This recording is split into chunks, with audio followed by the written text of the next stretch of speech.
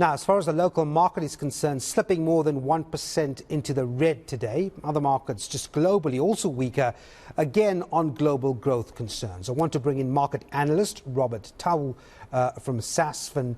Robert, thanks very much indeed for talking to us. Well, I mean, the market down and there are global concerns right through. So the markets were mixed, and particularly on the downward side globally as well. Here at home, mining resources shares taking a particular hit. What's the reason behind that sort of tendency to move downwards? I think it's been like that for this week. Well, I think if you take a look at inflation around the world, it's still a little bit sticky. Yeah.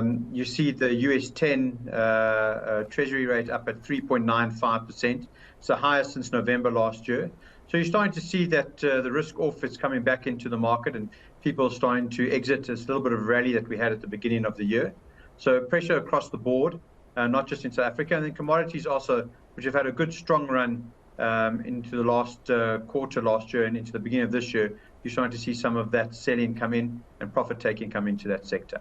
Yeah, the likes of Sibanye and Exxaro were not having such a great day. So listen, Tiger Brands releasing an update today, and some interesting comments coming from Tiger Brands on the impact of power cuts.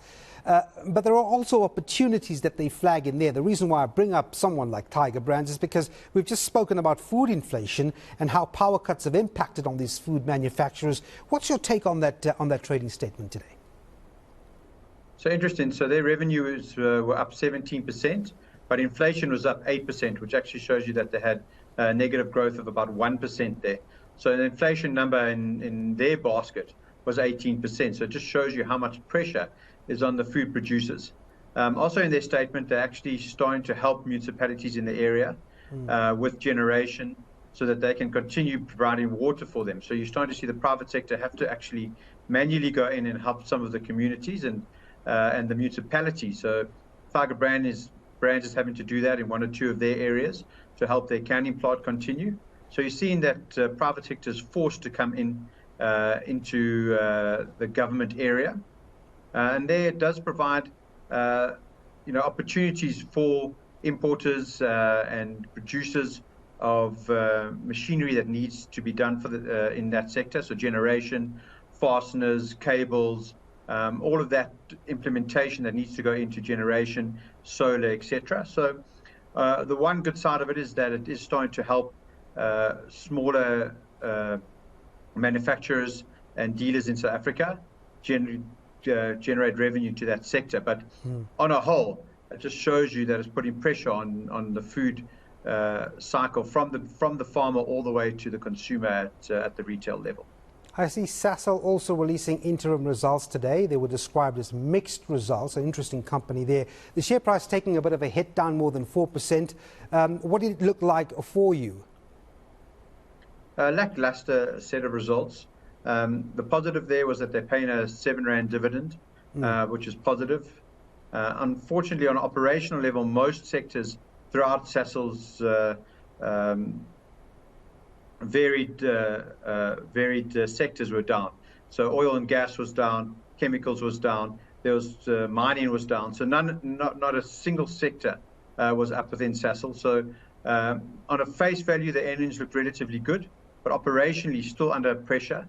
And their forward-looking statement was that they would still have high inflation, still difficulties with supply chains, and you saw that in the share price today, down 5%. So they had an oil price that was at $95 a barrel on a weakening rand, which was 17% weaker, and they still couldn't produce really robust earnings. So lackluster operational performance from Sasol, and that's why they're down 5.5% today.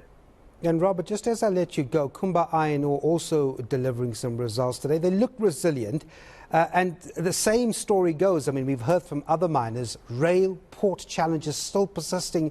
I'm wondering if the finance minister will say anything to relieve some of these companies which rely on these infrastructures tomorrow.